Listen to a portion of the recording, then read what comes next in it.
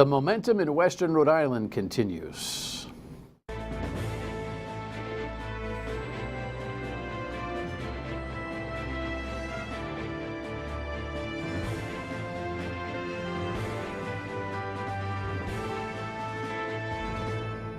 The Dan York State of Mind program is brought to you in part by Lookout Rhode Island and Takeo Comfort Solutions. Gee, it feels like only yesterday that Burrillville passed a resolution trying to make a point about Second Amendment rights, but I think a psychological point about disenfranchisement with the state of Rhode Island. At least that's my, I don't know, Kmart psychologist diagnosis on all of this. Since then, Hopkinton, now West Greenwich, maybe Foster. And the reason I say maybe is because if you're a viewer of this program on a regular basis, you know the routine. On Friday nights, we disclaim that we've recorded this program on Thursday afternoon. That is our broadcast schedule. We record Monday through Thursday and 2 shows on Friday, both the Thursday and the Friday show, which is good for the Friday evening shows because we can really kind of dig in without paying a lot of attention to the daily events because they would be obsolete. So most likely Foster has done that which the previous 3 towns have done, and Richmond is teed up, and Gloucester is reportedly soon to follow. I've been pretty outspoken on this, and we've had some pretty contentious conversation on the radio, but what I'm really pleased about is tonight we have the elected official who began this momentum from the great town of Burrillville to talk to us about this, so we'll get into it this evening. Here is a headline that we posted for Thursday afternoon reacting to Wednesday night's news, and here's the story from it. Another town in Rhode Island declaring itself a Second Amendment sanctuary community. 4-1 it passes. The town of West Greenwich is the latest to do so, following the example of Burrillville and Hopkinton. It's not that everybody out here has guns, but they got pride. They got a right to live here. They got a right to not have somebody crawling down their throat every single minute. The council says the Second Amendment sanctuary status means the constitutional right to bear arms won't be infringed in their town, regardless of what gun-related bills state lawmakers passed this session. But the one councilor in West Greenwich who voted against the resolution argued the town is bound to uphold the law. We are a civil society. The law is what the law is, and if you want to change it, you change the people over at the State House. That's how it works. A similar message from Governor Gina Raimondo, who has said opponents of her gun-related bills could lobby at the State House, but that seceding from state law is not an appropriate response. Republican State Senator Elaine Morgan is leading the charge. We're law-abiding citizens, and we need to take a stand.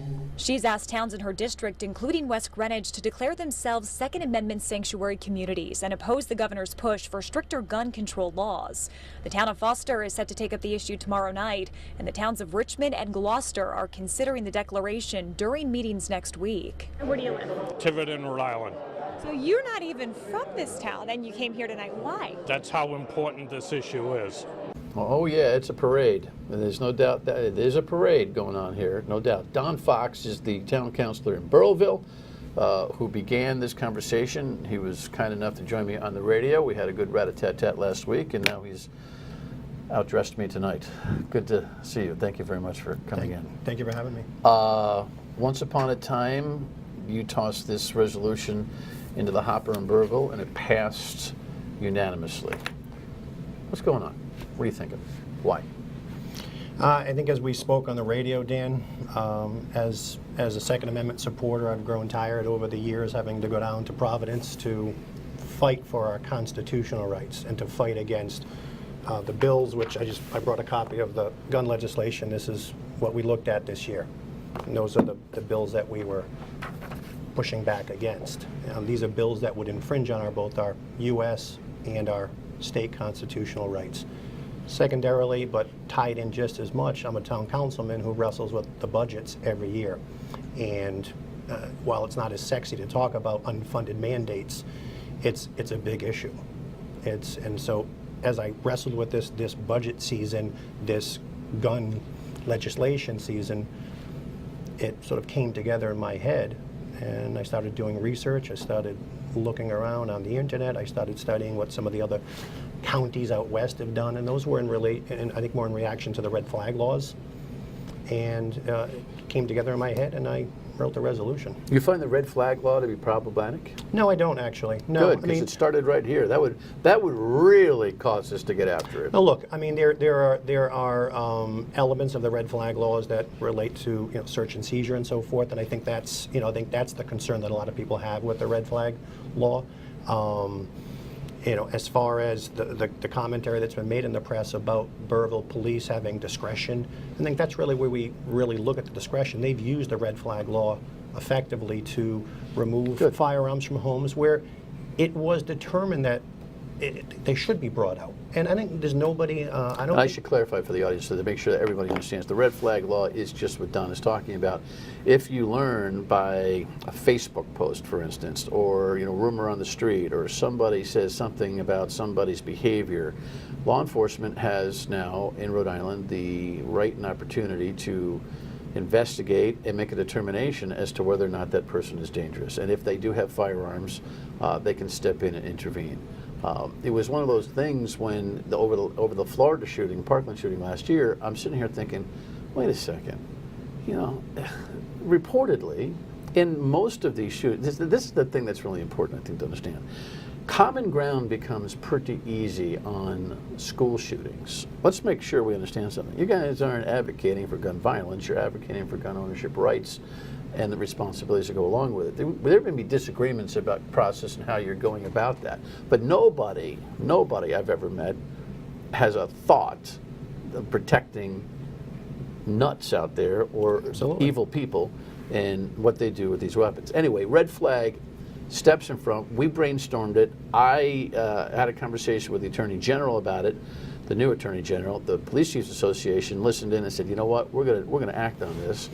The governor tried to steal the show with an executive order, prelim to a bill that was passed. And I'm glad that you see that as reasonable, because even early on, there were Second Amendment rights activists who were saying that was a problem, and I don't get that. I don't get that. I think there are extremes on both sides. Okay. There are nuances to the resolution that you passed, and you have, because of your council responsibility and your acumen as a business owner, correct? You understand budgets and you understand pro formas. Your mind, if I understand it, is working on the concept of unfunded mandates, which again for you at home is as simple as government says you have to do something, but then doesn't give you the resources to do it. So you got to do it, but you may not have the money for it. I'm not sure where the unfunded mandate argument intersects with gun legislation passed or proposed. Tell me. Okay. So if confiscation legislation is passed, for example, assault rifles, let's say, now that law would charge local police departments with not only manning themselves to go out and collect them, but to catalog them, to store them, and dispose of them. Now we have in the Burrillville Police Department, we have a room that stores weapons that are taken for various reasons that relate to the laws that are on the books. That room is already chocked full and overflowing. Now, if the General Assembly were to pass confiscation law, what we're saying is that if you're going to pass that law, that's on you. You better fund it, because as a mechanism of the Burrillville Town Council and our budget process, we're not going to fund it. And will that result in a legal battle somewhere down the line? Perhaps. But we're not going to fund what we deem to be unconstitutional legislation coming from the General Assembly. If they want to pass it, fund it. Well, this is an interesting, I've been using this term, threaded needle, because how long have you been an elected official? This is my 5th year. Over the course of your semi-short tenure, you probably have seen 2, 3, 4, 5, 6, 7 items come down the pike. Mandate from the state, no money with it. The difference there is, are those mandates unconstitutional? Are they going to be deemed to be unconstitutional? And we can debate on who's doing the deeming. Our resolution says we deem such legislation as unconstitutional. And if you want to pass it, fund it. All right. Thoughtful. I will tell you this. I disagree with Don. We'll talk about why we do in the back, coming down the pike. But much more thoughtful than the momentum that's being created throughout this state on his idea. Stay with us. Did you not feel it was important not only to check the pulse of the entire constituency, but to check your chief law enforcement officer as to how he felt about this, both specifically and reputationally for the town? No, believe it or not, no, I didn't, because he reports to the town manager, who I've had, several conversations on the matter, and basically he knew what was coming up on the agenda, and had the town manager, I think, thought that Mr. Palmer should have been involved in the discussion, he would have had me do that. Does the town manager support this resolution? Is the town manager on record? Yeah, he doesn't live in our town, and so yeah, it's really immaterial, at that point, because it's really who we represent and what we want to do as elected officials. That was a special conversation with the Hopkinton Town Council president yesterday. As Don was listening, I'm not going to speak for you, but honest, right? Yeah, very honest, honest answers. Answers, though, that infuriated me, that the police chief in his town was not even consulted. To your credit, you told me last week that you did consult your chief, Stephen Lynch, and his advice to you on your resolution to name the town as a sanctuary, a Second Amendment sanctuary town. His answer to you, or his input to you, was what? Well, I drafted the resolution. I put it before our solicitor, our chief of police, and our town manager. His, the chief of police in Burrillville, he's not a politician. He's not an elected official. He made it clear that the Burrillville Police Department will follow the law, and that's what we support, even in our resolution. And we issued a statement last night at our council meeting. Yeah, you made a clarification. Yeah, you made a clarification, and it's important for you to talk about that. My concern here is that there is a rubber met road moment when, and if, for instance, confiscation becomes a state law. I'm not sure it's going to. The bill's That's part of what this process is all about. The bill's in the hop, meaning trying to influence it. We certainly don't want to see any confiscation. Well, the Speaker of the House is very tepid right now on what's in the hopper right now. There's a three-part to the major legislation that made it to the playing field this year in the General Assembly. Redefining what guns you can have, limiting capacity, and then this notion that you couldn't be within 100 yards or of a school with concealed carry, which I thought was crazy. And Superintendent Manny and I disagree. The Attorney General and I disagree on that. So, I pair up with you on that one. So we agree. Yeah, on that one. On one of the three, I thought it was a way too far a reach. I thought it was more covering the governor's rear end from another executive order type of move that she made, which was ridiculous. Having said that, if a law gets passed, mandates your chief to do X, and you say, I'm not funding that, he still has to do X. This is what I want the rhetoric to identify. Doesn't he have to do X? Sure he does. And the town council body says what about him doing X? We're not going to stop him from enforcing laws. We're simply not going to fund the confiscation of those items. Right. Confirming that chiefs will do X was the Police Chief Association Executive Director, Sid Wardell, yesterday on the show.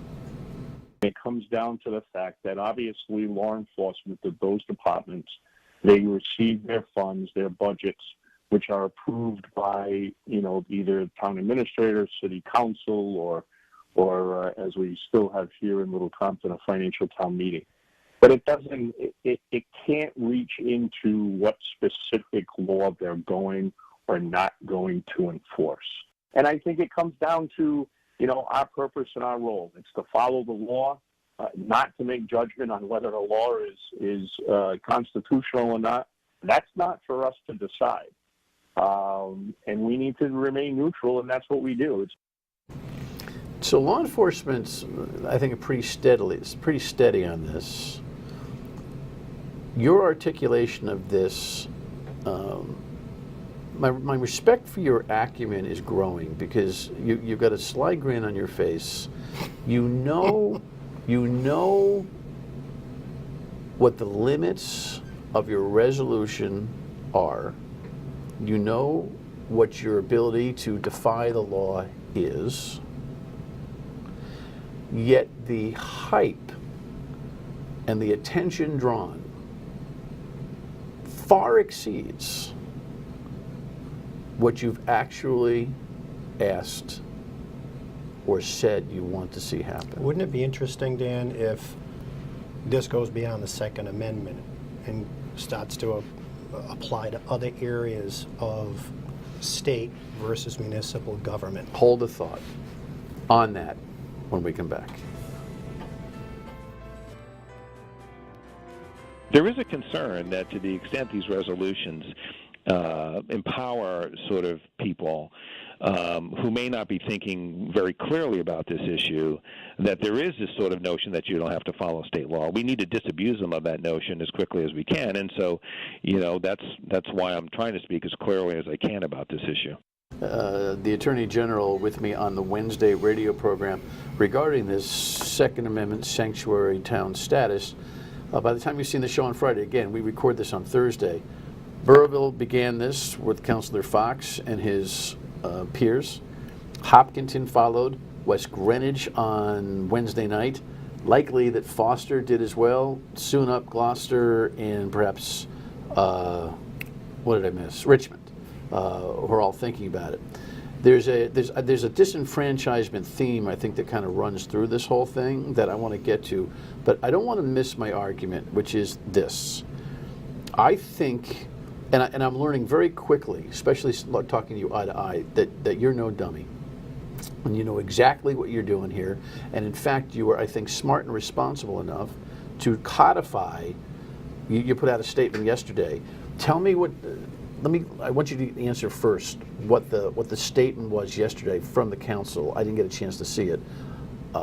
Versus that which you passed and had attention for what you passed last week. What did you do? Well, what we did was, because there's been a lot of misinformation in the press, and I do blame the press to a degree for it, because I was contacted by reporters and asked to comment on the resolution, and yet they had not even looked at the resolution. So this sort of went towards some of that misinformation that was out there. That talked about, that the Second Amendment is an important issue for the town of Burrillville and its residents. It talked about what the resolution recognizes. We talked about what the resolution says, and then we were crystal clear on what the resolution Doesn't say specifically. Specifically, the resolution does not prohibit the town police department from enforcing the law, nor does it circumvent any of the existing gun purchase prohibitions. So, well done. Here's the thing. You hinted that it might be interesting that there might be other matters that towns coalesce over or form coalitions for. Do you agree with me and my psychoanalysis, amateur virgin, that you are also speaking to a general frustration? Of course. That the communities have about what goes on at Smith Hill. Do you daydream or research other matters that you would resolve to stand on as well? Look, I mean, there are this. The reason why this is important is because it's a constitutional issue. So when the state mandated 10% affordable housing, it's a mandate, an unfunded mandate to your town. You must have in your population 10% affordable housing. And Burrillville is one of, I think, maybe 2 communities that has achieved that. Now, is there a position to say, well, we're not going to fund affordable housing? No, it's not really. It's not a constitutional issue. It's a law that was passed and put forth by the General Assembly, and so we followed. Did we like it? Okay. For budgetary reasons? No. Right. But there's a distinct difference between Second Amendment and some of the other unfunded mandates that come down. All My right. point is, can we figure out ways to push back on Providence? Of course you can, and maybe in the past you have. Perhaps you've resolved to have an opinion on a piece of legislation. Well, we pass resolutions all the time. So here's my rub, and here's the money objection, meaning the money shot, right? The money objection here. This is about branding your community in a way that doesn't necessarily reflect, or there's no empirical data to present that the residents in majority, minimally in majority, approve. Well, I think that's the problem, and I think you're very, very clever in using the word sanctuary. This has nothing to do with immigration at all, whatsoever. But you borrowed a term from that debate. Right. Which is a scenario that's taking place where cities are violating federal law. Politicians are calling cities something with no official They're writ. not. You writted, that's a new word. You resolved by formality to label your town something. Even Elorza in Providence hasn't done that. But does his, is his police department allowed to cooperate with ICE? With absolute certainty. There's no difference between what the City of Providence police officers do and the Burrillville police officers do. The politician in Elorza took that and ran. You're doing the same thing on steroids by suggesting that your town is this. If I lived in your town, I'd put a for sale sign on my door the next day, because who are you to do that? That's my only complaint with what you're doing. Well, you may find that the for sale sign comes down or has a pending sign go on it the very next day. So you're going to build a culture. We're not building any culture. See, this is the thing, Dan, and we're running out of time. And you're welcome back at any time, or on the radio. You're building a culture of agreement on this particular concept by resolving that the town stands for it. I think you need to reconsider that over the course of time, because it builds misunderstanding, mythology, and I think actually works against what you really want to get done. Final word.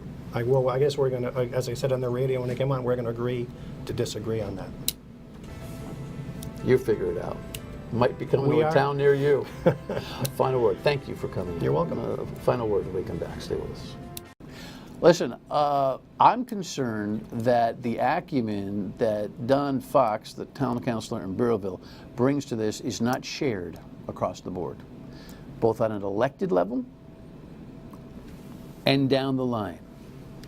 And I think he's lit a gas fire here with thought and well intention and a little bit of mischief that I think is going to have a reconciliation sooner than later.